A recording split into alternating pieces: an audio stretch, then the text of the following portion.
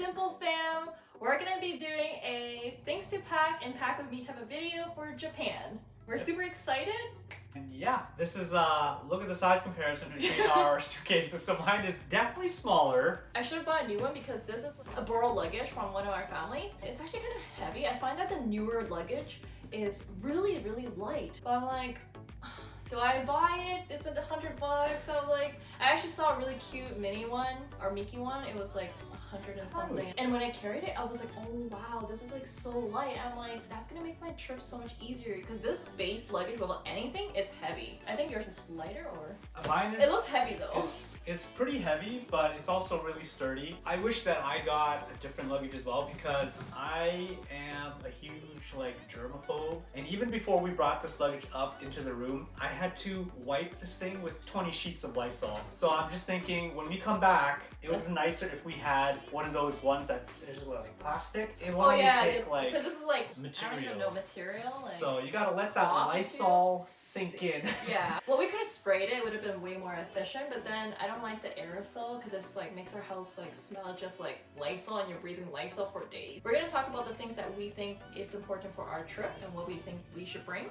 For me, I'm going to show you how I usually get things done because I actually travel quite frequently for work. So for me, packing is not too big of a deal, but for Andy, she likes to prepare in advance, have everything all prepped, and I gotta say I give her a lot of stress for it because I am one of those last minute packers. Okay, so let's get right into it. Look at the comparison between me and Pat. We're traveling for 12 days total. 2 days is gonna be the flight, and then 10 days is actually there. Oh, so, me too. So like, when you're packing, do you pack one outfit per day and just like, you know, wear one? So technically I would pack 11. I always count the days that I'm showering and I go based off of that. Because I know I'm going to be wearing an outfit during the day when I fly. So then I count my first shower. And from there, I've counted that we're going for 10 days. So I've packed 10 of everything, plus an extra for socks, underwear, and tank tops. And then everything else can be essentially reworn if I need to. So like pants, for example, I wouldn't pack 10 pairs of pants. I would rewear, you know, the same pair of jeans maybe multiple times, but just let them air out and whatnot. So I wear like one pair one day, and then the next day I'll wear a different pair, and then the day after that I'll wear maybe some shorts or something, and then I'll just cycle through those 3 or 4 pairs of pants. But shirts, that is like you sweat more often and whatnot, so I definitely pack a shirt for every day, and then I also make sure I have enough shirts for when I'm coming back as well. But since we're going for so long, we were thinking about hand washing a bunch of our stuff. Instead of paying for laundry, because I think I saw the photo, the laundry machine, the coin ones, and it's like $3 per load. It's fine, but like we're packing enough that we don't have a full load to make it the $3 worth paying for, so we might just hand wash it. Not to mention going to a laundromat or finding a machine and then having to sit there and wait for like an hour for it to, you know, wash, and then you have to spend another hour waiting for it to dry. Instead, we would just rather hand wash, hang it up for the day, and then while we're out, it can just dry while we're doing our thing. Okay, next up we have our shoes because we're gonna always have to have options. I brought Birkenstock because they're relatively small, and I'm gonna be wearing a pair of sneakers because we're gonna be walking like more than 10 to 20k steps per day, so gotta bring something comfortable. So I'm definitely gonna be wearing sneakers as well. I'm very guilty of this, and Andy gave me a very big lecture about making sure I do things ahead of time because I don't have any waterproof sneakers. And so we spent an entire day going shopping, trying to find waterproof sneakers. All the options that we found were super ugly, or they were like ridiculously priced. I think the one, it was a Swiss brand. Brand is called On. The shoe looks pretty decent, but it's like $200 Canadian compared to, let's say, if you were to get a Vessi, which is, what was it, like 140? So it's definitely much cheaper. And it's very like nice and sleek looking design. I was like, I don't know what I'm gonna do. We went to all these different stores. At one point, Andy told me to settle for less and just get the Crocs, which I was actually on board with. You know, people love Crocs. And they're not like your standard Crocs. They're one with where it kind of like angles wider and then it curves. When he was trying them on, he kept saying, I look like a duck. Because it angled out like that, it flared out like a duck foot. It actually black and rubbery looking. It made it feel like not snug, so it actually didn't fit properly because of that. So I was like, I don't like the look of this. You're not used to wearing it either? Yes, and that as well. So I was like, okay, we're not gonna do the Crocs, although I thought it was a great idea because they were the cheapest option option for And us. they're completely guaranteed waterproof. Completely guaranteed waterproof. So we were looking at some other things like some Skechers, but they weren't like the nicest looking. And it's not that it's not nice. I think that it's nice for other people. I think it's just more that it wasn't your style. It wasn't my style. We ended up not going with those. Also, not to mention, I am going to be wearing shorts. So I did pack some shorts that are more on like they look like gym style. Those shoes were more on like the casual dressy side. So if I were to wear these gym shorts and then these casual dressy shoes, it definitely would not look good. So that's why I was like, I'm not going to get these, which is kind of ironic now that I'm going to talk about the shoes that I'm actually going to be wearing. I'm actually bringing waterproof Chelsea boots that we found at one of our local shops. It was such a steal because they are Sorel brand and they usually retail for about $225 or so, but they're completely waterproof and they are a nice Chelsea boot, so I can actually wear it with my jeans. And Andy was saying to me, are you going to be wearing jeans while in the rain? Like it's going to get all wet and it's going to stick to your leg. I'm like, yeah, but it's just uncomfortable.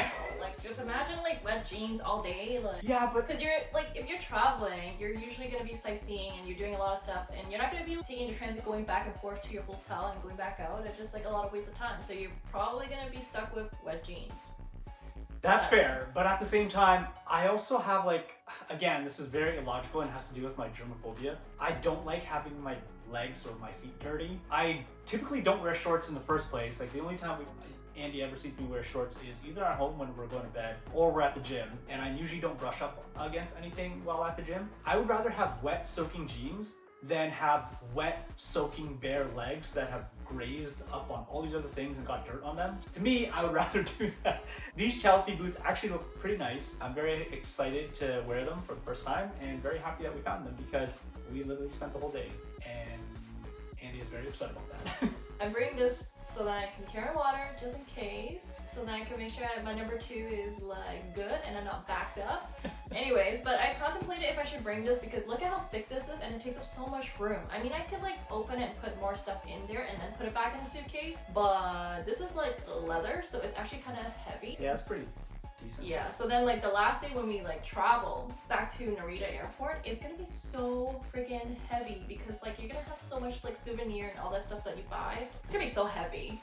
So that's why I'm like, should I cut this? I don't know. I don't have a purse, but I actually really love this security pouch. I had a security pouch like way back when I traveled by myself, and I really liked it because you're able to put your money in here, cards, or even your passport, and you can carry it along with you.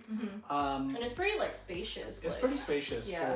for money. So it's like really spacious. You could put your passport and cash, and then there's like the coin. I personally like it. And it's like safer if you like put that around your waist and then like put it under your like, I don't know, your shirt or something. Yeah, I put it inside my pants. If someone wants to steal something from me, they're gonna have to touch me inappropriately before they even get to my money. So I'm definitely gonna feel that. Other people have mentioned like on security travel sites and that type of thing, they say if you put it around your chest or whatever, like you can bump into someone and they can easily take it off. My next item is just like one of these like bags. This is actually something I got from Muji. It's like an eyelash curler. I thought this was like very good and compact compared to like your metal ones, and they're like really large. And then like Advil just in case, and like bandages, you never know. I mean, you could buy it over there, but it's like I don't want to buy a whole box and like bring it back if I don't use it. And then I got these like earplugs in case. What if it's really loud and I can't sleep and you really want an eye mask too for if you're jet lagged? So yeah, that's pretty much it. And then I have to do my carry-on after this. This is something that my mom taught me is you always want to put your dirty clothes into something that is separate from your clean clothes. So I always pack these garbage bags, and then what we do is after we come back home and empty it, we usually use this then for our actual kitchen garbage. So that way we're not wasting them. All right, so the last thing that we're going to be talking about, other than like the toiletries and whatever, we're not going to talk about that, is our... Mine's already packed. This is not. Mine, I still need to buy mine. But the travel pillows are the last thing that we want to talk about. Andy got hers from Miniso. It's Kuromi and it's super cute and it's very comfortable and squishy. Now mine, on the other hand, is an inflatable one. And this was because when I was trying to find a neck pillow, all the ones that I found had this like cancer warning on it, and it really freaked me out because it was like, make sure not to inhale any of the materials. This could cause reproductive harm or cause cancer. I'm like, that doesn't sound good. So we ended up going to Walmart, and Andy actually found this one, which was also around $13. I've never had an inflatable pillow before, so we'll see how this goes. I'm obviously going to be filming, so I'm going to bring this tripod thing. The little piece is actually right there. It's holding my phone right now. I want to bring one of these backup charger in case, because I'll be using my phone a lot and filming. These are the last few items that I'm going to be bringing. So I recently just got my tattoo touched up. I'm actually going to squeeze a little bit in these like travel container size. And then I'm going to be squeezing some of this as well. It's like makeup, because last time I went to Japan, I had like a massive pimple, or maybe pimples, I don't even remember, on my face, and I was like very insecure. And you had to bring sunscreen because you're gonna be hot, and I don't want to buy a new one there because then I have to carry it back. So I figured I'll just squeeze a small amount, just enough for me to use for, I don't know, our 10-day trip basically. It looks like my thing is full, but I still got like a tiny bit of space here, so maybe I can fit a few. I don't know. I think items. it's a little too full, and I feel like he needs to pack less because you won't be able to buy a lot of stuff. I'm sure. Even mine's like relatively full. I think my luggage is 70% full. This is literally what my carry-on looks like. It's a backpack. I don't think we're buying that much souvenirs, so it's fine. Alright, so that pretty much wraps up everything that we're putting into our checked baggage, and then some of the little things that we're gonna bring on our carry-on. And thank you so much for watching. Hope you really enjoyed, and don't forget to stay tuned for more videos from our Japan trip coming up.